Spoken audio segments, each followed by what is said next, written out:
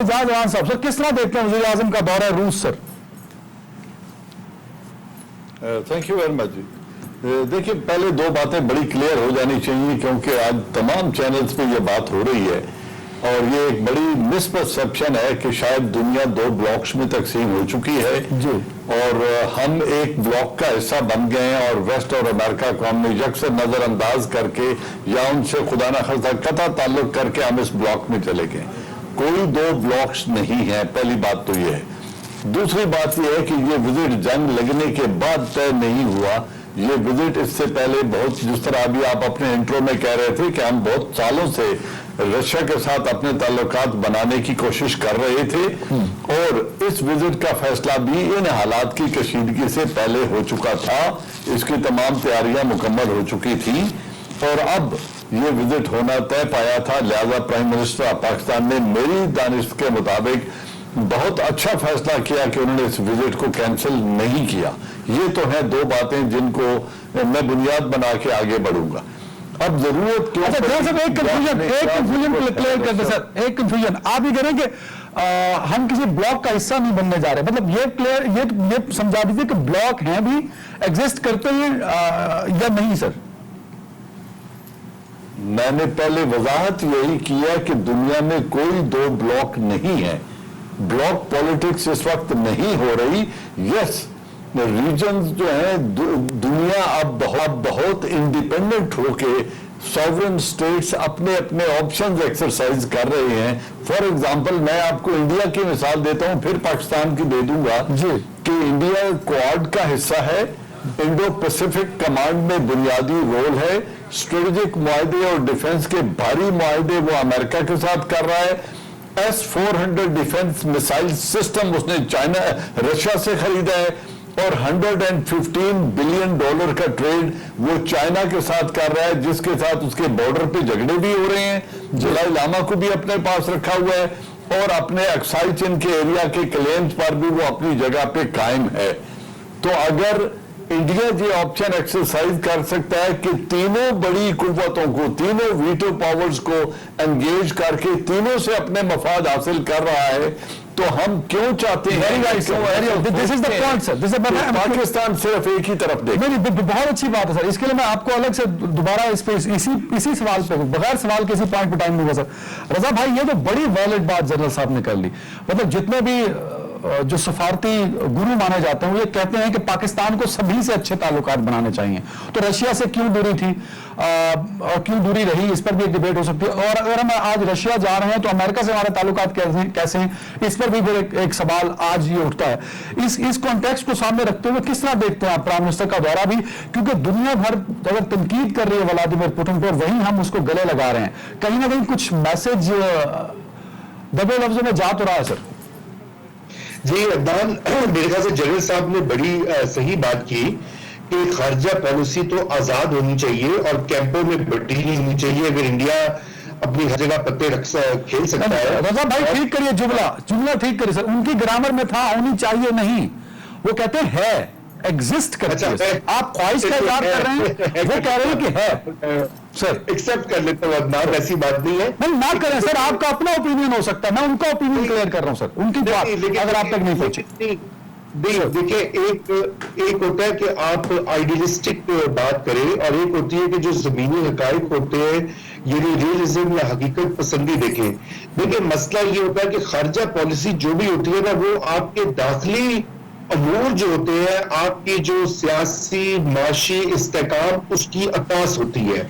اگر آپ کے ملک میں سیاسی استحکام ہے، آپ کی معیشت مستحکم ہے، گرو کر رہی ہے اور آپ ایکسپورٹس کر رہے ہیں، دنیا میں اپنا ڈنکا بجوا رہے ہیں، تو بالکل آپ اسی طرح سے کھیل سکتے پتے. لیکن ہماری مسئلہ یہاں پر یہ ہے، اور ابھی اس گورنمنٹ میں نہیں ہے، پچھلے 10-15 سال سے خصوصاً یہ رہا ہے کہ ہم IMF کے پاس بار بار جاتے ہیں. دیکھیے پاکستان پیپلز پارٹی کی گورنمنٹ گئی 2 بار، PMLN گئی IMF، پھر دوبارہ اپلائی کیا. عمران خان صاحب نے کہا کہ میں نہیں جاؤں گا، پھر بھی جانا پڑا. اب دوبارہ جانے کے لیے 1 سال ناکو چلے چلوایا IMF نے. کیا کیا شرطیں ہم سے منظور کروائی ہیں. ملک کی سوورنٹی کو داؤ پہ لگا کے اسٹیٹ بینک کا قانون دیکھے نا، وہ سب ان کو خوش کرنے کے لیے انہیں کیا نا. तो बात ये कि हमारी इस वक्त वो पोजीशन नहीं है कि हम उस तरह से वो कर सके, हमें बहुत ही एहतियात से आगे बढ़ना है, क्योंकि हम माशी तौर पर अपनी मैशत को हमने कमजोर किया हुआ है। तो ये एक अहम, और हमारी जो माशी मफादात हैं वो मगरबी कैंप से जुड़े हुए हैं, हमारी 60% के करीब। तो इख्तिलाफ तो आज है ना सर आप में और जनरल साहब के ओपिनियन में, आप कैंप बोल रहे हैं, वो कह रहे हैं देयर इज नो कैंप। आप ये चाह रहे हैं कि लड़ाई हो? नहीं, लड़ाई नहीं करा रहा सर, अल्लाह माफ करे, मैं तो लड़ाई के बिल्कुल हक में हुई नहीं, तभी मैं यूक्रेन और रूस की लड़ाई के हक में भी नहीं हूँ, तभी मैंने कहा प्राइम मिनिस्टर 2 हफ्ते लेट भी कर सकते थे वैसे।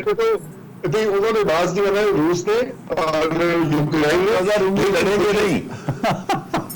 नहीं सर, आज में आप लड़ेंगे और ना ही सुमेरा लड़ेंगे, आज कोई लड़ाई वाला मूड नहीं है किसी का सर। नहीं, ठीक है, तुम्हारी रेटिंग के लिए वो भी कर लेंगे, हुक्म कर दिया करो, लेकिन बात पता क्या है, देखो हमारे वफादात जुड़े हुए यूरोपीय यूनियन, अमेरिका, यूके से 60% एक्सपोर्ट्स वहां से आती है। FATF के चुंगल में फांस के रखा था पाकिस्तान को इन्हीं वेस्टर्न पावर्स ने, IMF के प्रोग्राम के ऊपर हमें बंद किया। अभी कल देखो नेशनल बैंक ऑफ पाकिस्तान का वो आ गया है, हालांकि दुनिया में कौन से ऐसे बैंक है जो ये काम नहीं कर रहे। हमने कितनी FATF के ऊपर मेहनत की है, पाकिस्तान में तो पता नहीं इतने कानून लागू हो गए। मैं भी आया हुआ था तो वहां पर तो आपका अकाउंट नहीं खुलता, 6-6 बार रुपए लगवाते हैं, बायोमेट्रिक करते हैं, आप कोई ट्रांजेक्शन नहीं कर सकते, उसके बावजूद हमें पनिश किया जा रहा है। तो अभी मसला ये है कि हमें अपनी बड़ी सोच समझ के आगे बढ़ना है। मैं सिर्फ इतनी बात कह रहा हूं, मैं ये नहीं कह रहा हम किसी कैंप का हिस्सा बने, मैं कह रहा हूं कि अभी वो वक्त नहीं आया कि हम खड़े होकर ये कह सके जी अब अमेरिका को छोड़कर और मगरिब को कहेंगे जी आप भाड़ में जाएं और हम रूस और चीन के साथ हमने ये विजिट करके क्या यही मैसेज दिया जो आप बताना चाह रहे हैं, यही मैसेज दिया कि गुड बाय? मैसेज नहीं दिया, पहले तयशुदा दौरा था, मैसेज तो वो नहीं दिया, वो तो तयशुदा था। इमरान खान को क्या पता था कि वहां पे जाएंगे तो पुतिन चढ़ाई कर देगा यूक्रेन पे, लेकिन दुनिया तो ऐसा देखती है ना। देखिए बिल्कुल ठीक है, बिल्कुल ठीक सर, बिल्कुल ठीक। सुमेरा खान साहब, दुनिया किस तरह देखती है पाकिस्तान और रूस के ताल्लुकात की इस नई नहज को? हम गुज़िश्ता 7-8 बरस से देख रहे हैं, और इसमें सबसे बड़ी जो अहम एक चीज बहुत ही मर्ज होकर सामने आई है, जलसा बैठे हुए हैं, दुरुस्बा एक्सरसाइजेज, इसकी एक बड़ी सिग्निफिकेंस है।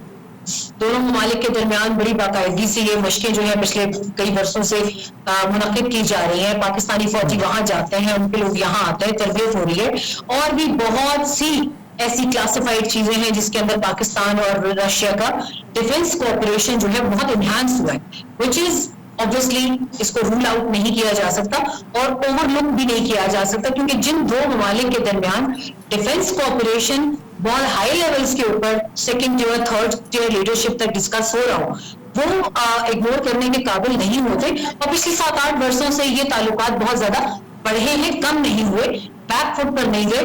फिर अभी अफगानिस्तान का जो फॉल ऑफ काबुल हुआ उसके बाद भी हमने देखा हमारे एम्बेसडर्स वहां पे, जो हमारी वहां पे डिप्लोमेटिक टीम थी, मैं वहां पर थी, मैंने देखा वहां पे बड़ा एक क्लोज कोऑपरेशन था, रशिया, टर्की, चाइना, पाकिस्तान। तो और दूसरी तरफ अगर आप पाकिस्तान आए अफगानिस्तान से निकलकर, तो यहाँ पर भी अभी S-400 का सर ने जिक्र किया, मैं इसको बड़ा क्लोजली इस चीज को स्टडी करती हूँ।